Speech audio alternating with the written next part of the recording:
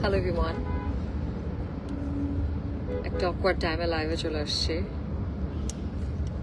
আমি ক্যাপশনসে লিখেছি তিতা কথা।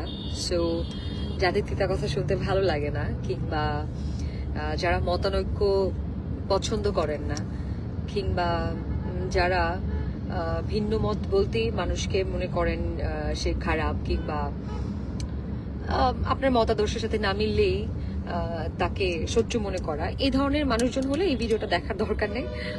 This video is not for you, আপনি স্কিপ করেন।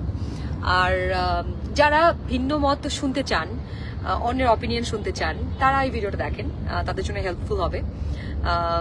আমি বলি ভিডিও টপিক্সটা কি, সেটা হচ্ছে আসন্ন নির্বাচন, তারপর দেশ গঠন, রাজনীতি, আমাদের ভবিষ্যৎ, আমরা কি আসলেই দেশ পরিবর্তন হবে কিনা, যারা সরকার ক্ষমতায় আসবেন তারা কি আসলেই যে প্রমিসগুলো করছেন বা সেগুলো কি ঠিকঠাক করতে পারবেন কিনা।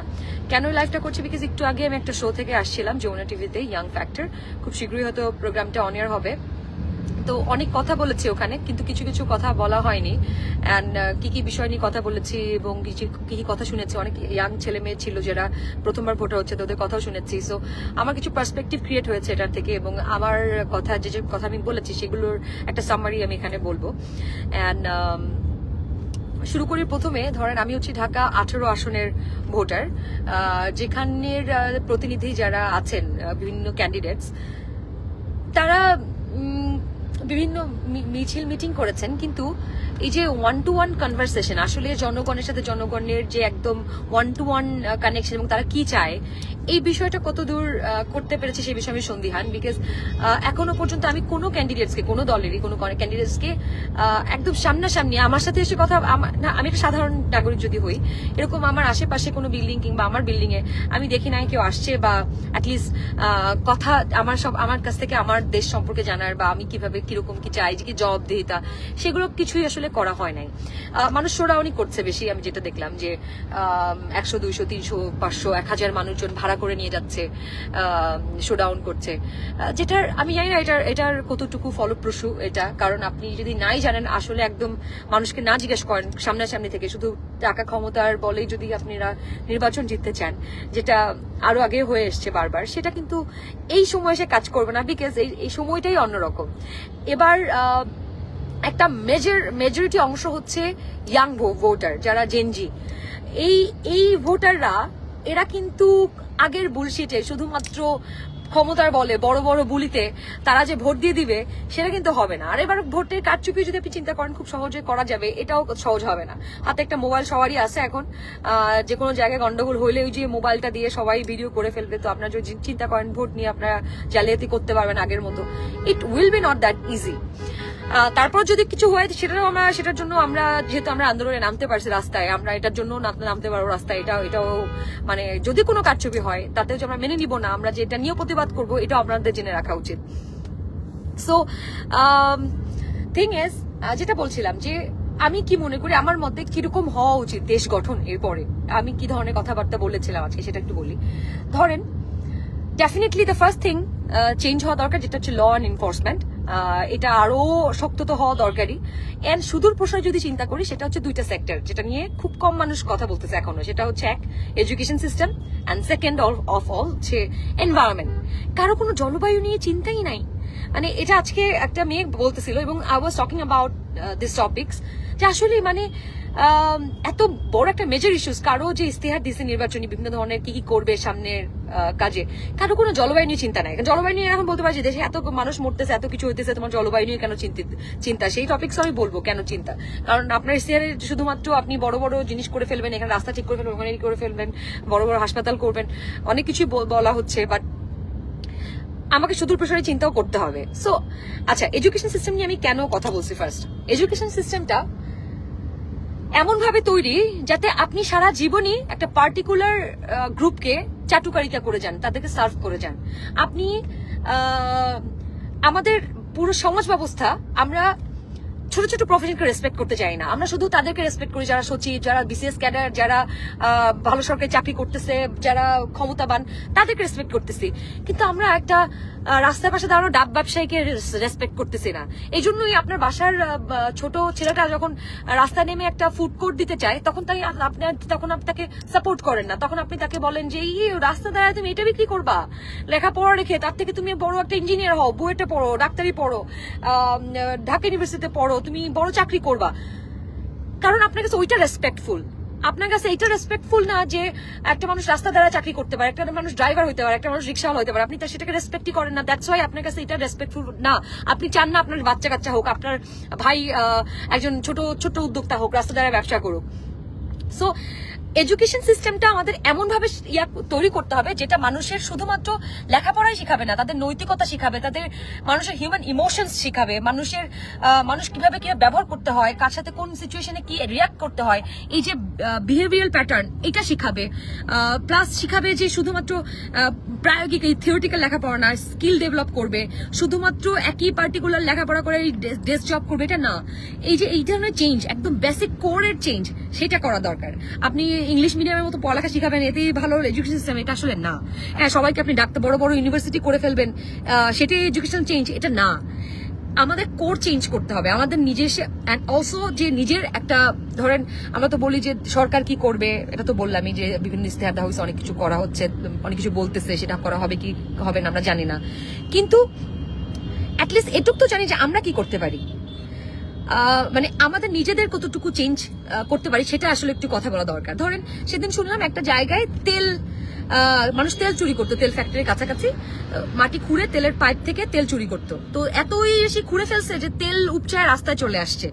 তো কিছু মানুষ এটা জানতে পেরে বালতি নিয়ে দৌড়ায় আসছে ওই তেলটা নেওয়ার জন্য। সো এই হচ্ছে আমাদের নৈতিকতা, এই হচ্ছে আমাদের মূল্যবোধ।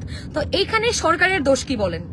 এখানে আপনি যে তেলটা চুরি করছেন, আপনি যে তেলের পাইপ থেকে আমাদের এই যে চুরি, এই যে নৈতিকতা বোধ আপনার মধ্যে নাই, এটা তো ডেফিনেটলি আমাদেরই দোষ ফার্স্ট। এখন আপনি বলতে পারেন এটার পেছনেও সরকারের দোষ আছে, কারণ দেশের অর্থনৈতিক অবস্থা খুব খারাপ, যে দেশে মাথাপিছু আয় এত খারাপ, যে দেশে কর্মসংস্থান নাই, সেখানে মানুষ তো একটু তাদের নৈতিকতা খারাপ হবেই, তারা চুরি প্রবৃত্তি তাদের মধ্যে আসবে, তাদের মধ্যে অপরাধ প্রবণতা বেশি হবে। True that, definitely I agree on that point. কিন্তু নিজস্ব দায় আপনি এভাবে একদম মানে আপনি একদম এড়িয়ে যেতে পারেন না। হ্যাঁ, মানে একদমই আপনি বলবেন যে দায় একদম আমার না, এটা হয় না। সো আপনাকেও চেঞ্জের একটা অংশ হইতে হবে। চেঞ্জটা শুধুমাত্র পুরোপুরি সরকারকে দিয়ে দিব সেটাও হবে না। যে ধরেন আমি আজকে কথা বলতেছি যে লাইফটা করে, এটাও একটা চেঞ্জের অংশ। এরকম কথা যখন আপনিও বলবেন, ধরেন একটা হ্যাশট্যাগ দিয়ে আপনি শুরু করেন যে আপনি কি রকম দেশ দেখতে চান, প্রতিদিন আপনি একটা করে ভালো কাজ করেন, আর হ্যাশট্যাগ দিয়ে বলেন যে আপনিও আপনার জায়গা থেকে দেশটাকে চেঞ্জ করেন, এবং সরকারকে আপনি বলেন যে আপনি কি চান। সরকার যেহেতু ঘরে ঘরে যাচ্ছে না, তো আপনি ঘরে ঘরে প্রত্যেক ঘর থেকে একটা করে ভিডিও বানান, আপনার ঘরের মানুষজন কি কি পরিবর্তন চায়, কিরকম দেশ দেখতে চায়, সবাই একটা করে ভিডিও বানান, এবং গভর্নমেন্ট এবং প্রত্যেকটা দলের লোকজন সেই ভিডিওর স্ক্যান করুক, এবং প্রত্যেকটা দল কি কি ধরনের চেঞ্জ আনতে পারবে মানুষের ভিডিও দেখে, তারাও ভিডিও করে বানাক। যেহেতু এখন সবকিছু ডিজিটাল হয়ে যাচ্ছে, মানুষজন, কারণ ধরেন আমাদের রাজনৈতিক অবস্থা বা আমাদের দেশের বড় যে একটা অভ্যুত্থান হয়ে গেল, এটার বড় একটা অবদান সোশ্যাল মিডিয়ার। এবং খারাপ হোক ভালো হোক, অ্যাটলিস্ট আমরা কথা তো বলতে পারতেছি। মানে ধরেন অনেক খারাপ হচ্ছে দেশে, কিন্তু আজকে আমি বুক ফুলাই লাইভটা করতে পারতেছি, এটাও একটা বড় চেঞ্জ। এবং ধরেন অনেক কিছু ওভার এক্সাজারেট করে দেখানো হচ্ছে। ধরেন লাস্ট আমি লালন মেলায় গেছিলাম, ওখানে দেখানো হচ্ছে লালন মেলা অনেক গন্ডগোল হয়েছে। পুরোটার সময় লালন মেলা আমি ভিডিও করছি, লালন মেলায় ছিলাম, কোনো ধরনের কোনো গন্ডগোল হয় নাই। কোনো একটা দুষ্ট গ্রুপ চাচ্ছে দেখাইতে, পুরো পৃথিবীকে দেখাইতে চাইতেছে যে বাংলাদেশে প্রচুর গন্ডগোল হইতেছে, বাংলাদেশ খুব অস্থিতিশীল একটা অবস্থা, এখানে ধর্মীয় সাম্প্রদায়িক দাঙ্গা হচ্ছে, এখানে এইটা হচ্ছে ওইটা হচ্ছে না, এটা একদমই বলতেছি না। বাট কিছু জায়গায় ওভার এক্সাজারেট করে দেখানো হচ্ছে। বাংলাদেশের কিছু মানুষ চায় বাংলাদেশে অস্থিতিশীল পরিস্থিতি তৈরি হয়ে থাকুক সবসময়, সেটাকে ডিফেন্ড করেন। আপনার সামনে যদি কিছু ঘটে সেটাকে বলেন, কিছু না ঘটলে সেটাও বলেন যেটা ঘটে না, এটা মিথ্যা বলা হচ্ছে।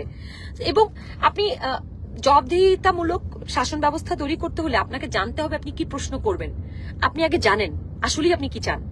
আমরা অনেক কনফিউজড। সো আমাদের এটাও জানা দরকার আসলে আমরা কিরকম দেশ দেখতে চাই। সো সবাই যারা ভিডিওটা দেখতেছেন প্লিজ লেট মি নো যে আপনি কিরকম দেশ দেখতে চান, আপনি কি চান সামনের যে নির্বাচন আসবে, যে জিতবে সে কিরকম দেশ গঠন করবে, অ্যাটলিস্ট কি কি বিষয়ে ধরেন স্বাস্থ্য ব্যবস্থা চেঞ্জ করতে পারে, যে আচ্ছা এরকম আমাদের চিকিৎসা ব্যবস্থা ভালো না, এখানে এখানে এই সিস্টেমটা চালু করতে হবে, আমাদের এডুকেশন সিস্টেম ভালো না, এখানে এটা চেঞ্জ করতে হবে, আমাদের ল এনফোর্সমেন্ট খুব খারাপ, এইভাবে আর শক্ত জোরালোই করতে হয়, এমন কোন একটা ইয়া গঠন করা যেতে পারে, টাস্ক ফোর্স গঠন করা যেতে পারে যেটা আরো বেশি সতর্ক, আরো বেশি অ্যাক্টিভ রাদার দেন পুলিশ, আরো অনেক কিছু হইতে পারে।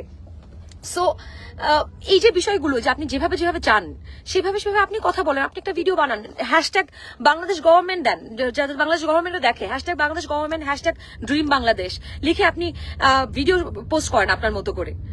ওকে ফাইন, অনেকেই অনেক কথা বলতেছে, আমি একটু দেখি। সামিনা ভুইয়া লিখতেছে, অসংখ্য ধন্যবাদ তোমাকে এত সুন্দর করে বলার জন্য, থ্যাংক ইউ সো মাচ। আপনি দেখছেন এবং আপনি এটা বুঝতে পারছেন, এটার জন্য আমি আসলে ভালো লাগছে যে মানুষজন একটা বুঝতে পারতেছে। স্বপ্না একটা লিখতেছে রাইট, আর thank you so much. Atikur Rahman লিখেছে ইউ আর রাইট, রিয়াদ লিখছেন সঠিক বলেছেন। সো নাইস যে আপনারা যেটা বুঝতে পারছেন, এটা আমার ভালো লাগছে যে অ্যাটলিস্ট মানে কিছু মানুষ কথা বলতে পারছে, আমিও কথা বলতে পারছি। সো সামহাউ আমি না অনেক খারাপ জিনিসের মধ্যে পজিটিভ জিনিস দেখতে পাচ্ছি। I have hope, still I have hope, because আমাদের ওই জায়গাটা আছে, হাতে একটা মোবাইল আছে আপনার কাছে। এবং আর একটা বিষয়, নির্বাচন আসছে সামনে, প্লিজ ভোটটা দিন আপনি। এবার আপনার ভোটটা যে কি পরিমাণ গুরুত্বপূর্ণ এই দেশ গঠনে, মানে প্লিজ গিভ ইউর ভোট। তাহলে আপনি ভোট দিতে গেলে ভোটার সংখ্যা তো একটা নির্দিষ্ট, ধরেন এর বেশি তো ভোটার সংখ্যা হইতে পারে না, তো তখন তো জাল এমনিই করতে পারবে না। সো আপনারা সবাই ভোট দিলেই হয়ে যায় কিন্তু বিষয়টা। সো ভোটটা দেন, যাকে খুশি তাকে দেন, কিন্তু ভোটটা দেন। আমি ভোট দিব। সো এবং ভোট দিতে গেলে কি হবে, যে ওখানে যদি কোনো গন্ডগোল হয়, দেখেন যদি কোনো মিসচিফ হচ্ছে, আপনি ভিডিও করেন, ভিডিও করে ভিডিওটা পোস্ট করে দেন, তখন ওটা নিয়ে আমরা আবার কথা বলবো। সো এই তো। আর আমি জলবায়ু নিয়ে যেটা বলছিলাম, জলবায়ু ইটস আ ভেরি, মানে environment is a very important thing, এবং এটা নিয়ে আমি ভিডিও রিসেন্টলি বানাবো। আপনারা যারা দেখতে চান আমাকে লেখেন যে আপু চমকে বলেন যে জলবায়ু নিয়ে কেন এত ইম্পর্টেন্ট, কেন আপনি এটাকে এত ইম্পর্টেন্স দিচ্ছেন। I will talk about education system, I will talk about জলবায়ু, this is my first concern, and law and enforcement system. এই কয়েকটা কনসার্ন নিয়ে আমি কথা বলবো এরপরেও। আপনারা যদি আরো দেখতে চান আমাকে জানান। And change, let's bring change together. আপনাদের মতামত জানান, ভিডিও বানান, আমাকে ট্যাগ করতে পারেন, আমি সেগুলো রিশেয়ার করব। আপনাদের কথাগুলো যদি কেউ না শোনে, আমি আপনাদের ভয়েস হবো ইনশাআল্লাহ। Let me know how can we construct our country together. দেশটাকে বাঁচাই, দেশটা মায়ের মতো। ধরেন নিজের মা যদি কষ্টে থাকে, আপনি তো ছেড়ে যেতে পারবেন না। সো দেশকে ধরেন দেশটা যদি পচেও যাচ্ছে, তারপরে তো ওটাকে বাঁচাতে হবে আমাদেরকে। So let's do it together.